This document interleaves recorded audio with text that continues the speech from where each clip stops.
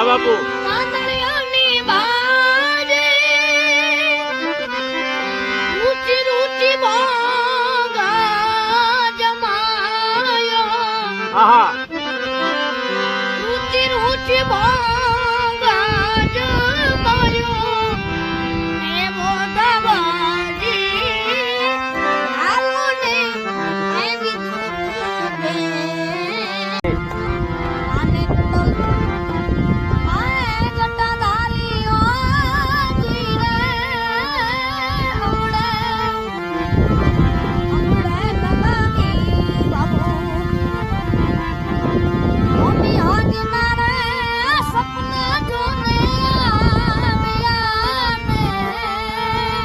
આહા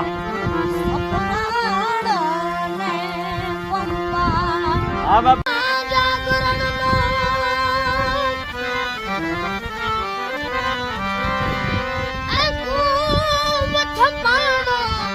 ઓહો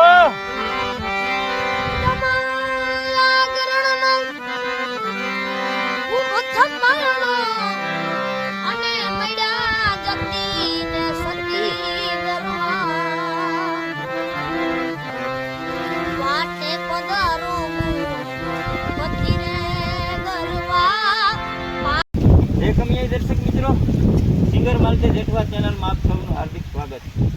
દર્શક મિત્રો, આજે આપણે એક એવા કલાકારને મળવા આવ્યા. કલાકાર કેવા છે ખબર? કે વહી નાની અકલ વધુ ઉજ્જવલ જેના આચાર દેજે એવું દાતાર તું હચર્યું મણ હમરા, કે જે એની ઉંમર નાની અને આપણે ઘેડીની ભાષામાં કહીએ ને તો કાઠું કાઢી ગયું. કારણ કે વહી નાની ને અકલ વધુ, જે એક ભજનને પકડી રાખ્યું. અને ભજન વસ્તુ શું છે એ તો દરેકને ખબર છે કે જે સંતવાણી છે એ તમને ક્યાં પહોંચાડે એ તો આપણે દરેકને ખબર છે. એટલે આપણે એક એવા કલાકારને મળવા આવ્યાના કે જે કલાકાર પોતાની ઉંમર નાની છે પણ એનું ગળું રામદાસ બાપુની ભાષામાં આપણે કહીએ રામદાસ વીરદાસની તો ગળામાં કોયલે માળો કર્યો એવું એનું ગળું છે. તો દર્શક મિત્રો, આપણે એક કલાકારને મોઢેથી એનો પરિચય કેળવીએ. બાપુ, તમારા સ્વમુખેથી અમારા દર્શક મિત્રોને તમારો પરિચય આપો. માલદેવભાઈ, પહેલાં તો તમારો ખૂબ ખૂબ આભાર. મારું નામ છે કનંગ ગોસ્વામી અને મારા પપ્પાનું નામ છે રણવીરભાઈ.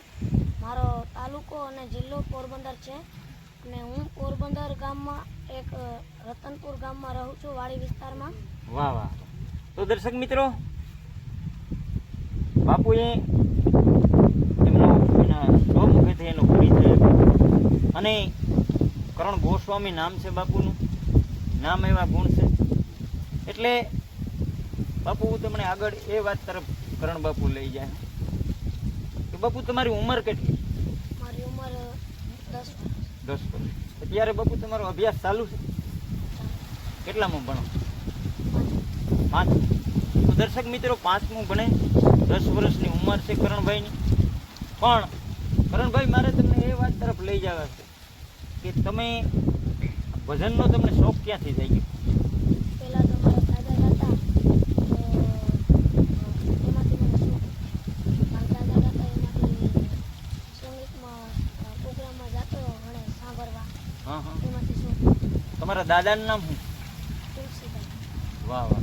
તો દર્શક મિત્રો, કરણભાઈના બ્લડમાં છે ભજન, સંતવાણી એના લોહીમાં છે, જીન્સમાં છે એના. કારણ કે એના દાદા સંતવાણી કરતા હોય પછી ત્રીજી પેઢીએ પાછું કરણભાઈએ સંતવાણીની જે પકડ રાખી. તો કરણભાઈ બાપુ, તમને હું એ વાત તરફ લઈ જાય કે તમે હાર્મોનિયમ કેટલી ઉંમર હતી ને તમે શીખ્યા?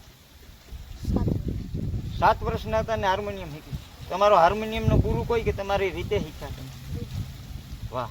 દર્શક મિત્રો, એને ઘણા સંગીત ક્લાસોમાં જાય પણ પોતાની કોઠાહૂસથી પોતે જે સુંદર મજાનું હાર્મોનિયમને પોતાની પકડ છે અને જે પોતે પોતાની રીતે હાર્મોનિયમ શીખ્યા છે.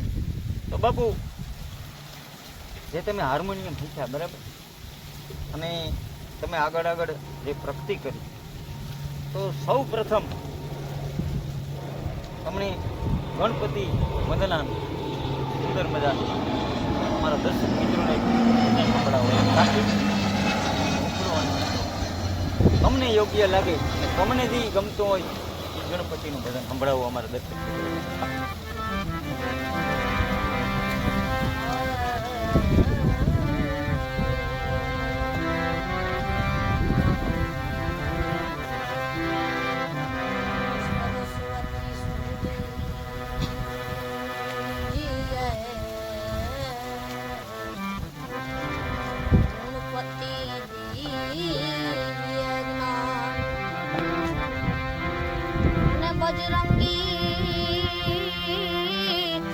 बजरंगी महाबल दीजिए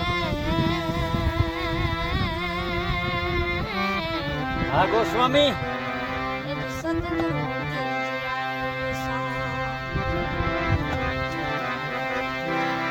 कौन पेलो नाम परमेश्वर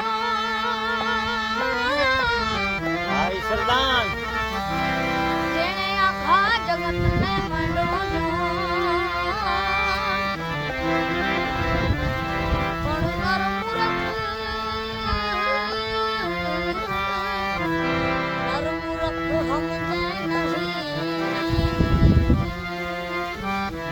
વાહ બાપુ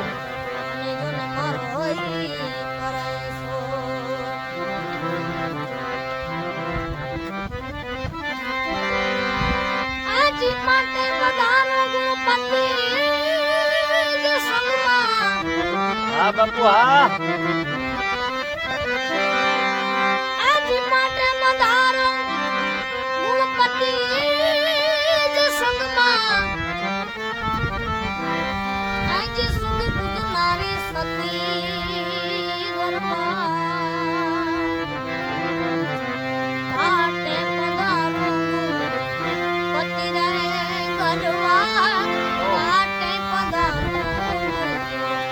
વાહ બાપુ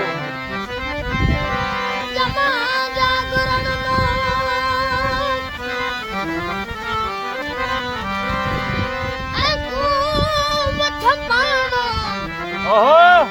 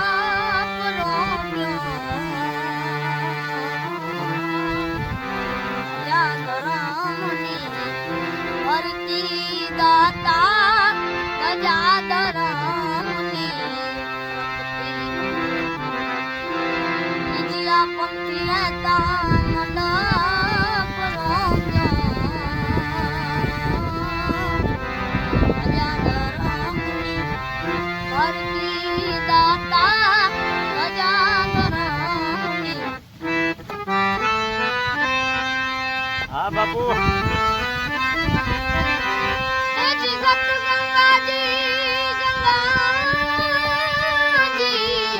ઓહો બાપુ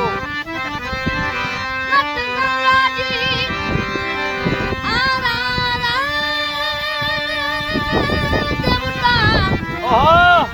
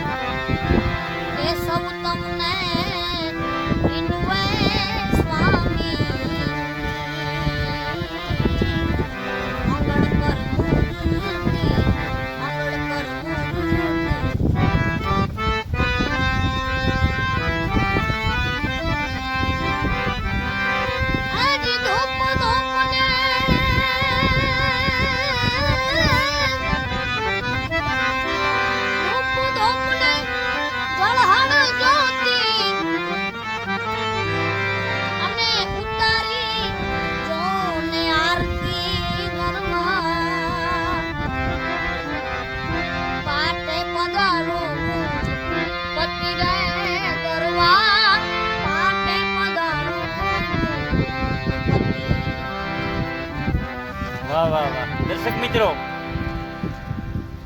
કરણભાઈએ મેં આગળ વાત કરી કે નામ એવા ગુણ છે કરણભાઈ. એટલે સુંદર મજાનો ગણપતિ સ્થાપન કર્યું ગરબા પાટે, એ પણ પાછું પ્રાચીન.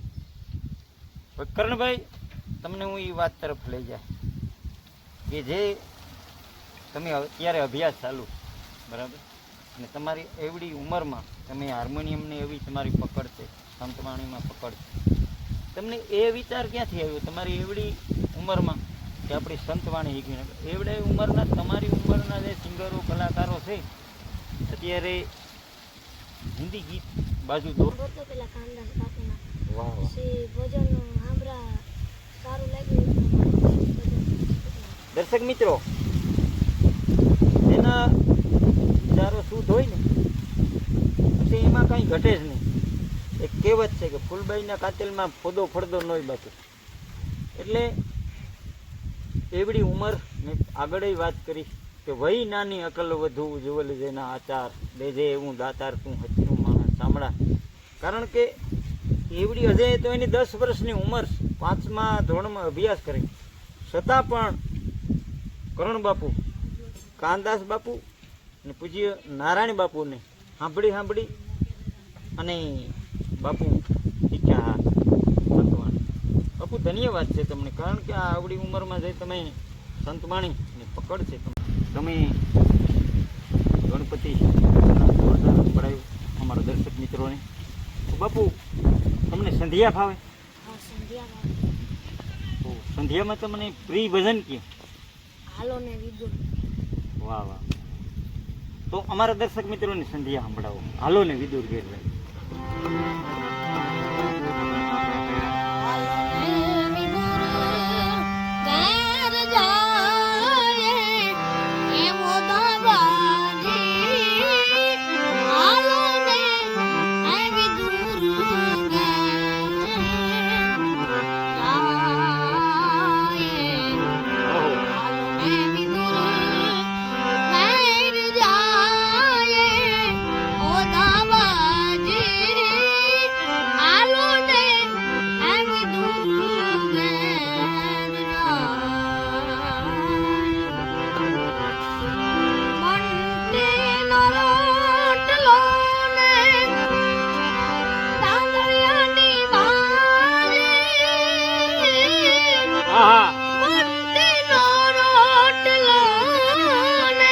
હા બાપુ.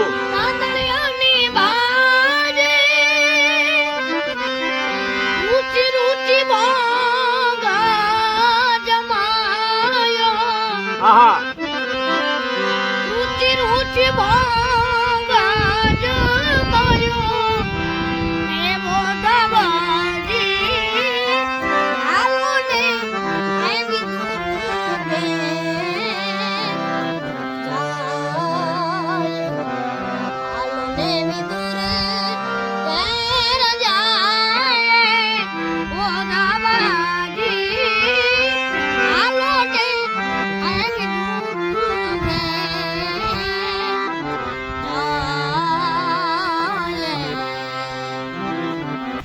બાપુ, મારે તમને એ પ્રશ્ન પૂછવો કે તમારી આવડી ઉંમર છે, તમે આગળ વાત કરી કે તમે 5મા ધોરણમાં અભ્યાસ, બરાબર, તો બાપુ એક બાજુ તમારો અભ્યાસ, એક બાજુ સંતવાણીની તારીખો તમારે આવતી હોય, તો બાપુ આ બંનેનું એડજસ્ટ કેવી રીતે તમે કરો? કારણ કે સવારે તો તમારે ભણવા જવાનું હોય, ક્યારેક મોર્નિંગ ટાઈમ હોય, તો તમે એડજસ્ટ કેવી રીતે કરો? એડજસ્ટમાં તો શનિ રવિ 2 દિનનો પ્રોગ્રામ લઈએ, કેમ કે ભણવાનું શિક્ષણ જરૂરી છે, ભણવાનું બધું. વાહ વાહ. તો શનિ રવિ 2 દી પ્રોગ્રામ લઈએ. બરાબર. હા, કારણ કે ઉજાગરો હોય હા. એટલે તમે અભ્યાસ તમારો તમે સ્કૂલે જઈ ન શકો, બરાબર, એટલે તમે શનિ રવિમાં તારીખ લો. શનિ રવિ 2 દી એક બરાબર. તો બાપુ, જે તમે આ સંતવાણી શીખ્યા, બરાબર, તો તમને પહેલો પ્રોગ્રામ તમે ક્યાં કર્યો હતો? પહેલો પ્રોગ્રામ તો આપણે અમારા છાયામાં રાજુ બોબા રહે છે. હા હા. પોરબંદર છાયા. ખોડિયાલમાંનું મોટું મંદિર બનાવ્યું જબરદસ્ત. હા હા. બહુ ઊંચું. હા હા. ખોડિયાલમાંને બહુ માને. હમણાં 15 દિનની જાત્રા 17 દિને કરાવી. તમને? હા. હરિદ્વાર હા, ત્યાં પણ હું ભેગો હતો અને એને ત્યાં મંદિરમાં પેલો પ્રોગ્રામ ત્યાં કર્યો. હા હા. અને બાપુ જે તમે સાયામાં પ્રોગ્રામ પહેલો કર્યો ત્યાં કયું ભજન તમે પેલું બોલ્યા છો? અને પેલું ભજન તો પરજમાં બોલ્યા. પરજનું બોલ્યા છો? કયું? પરજમાં કોઈ રે બતાવો. હા. તો અમારા દર્શક મિત્રોને પરજની એક ભજન સંભળાવો.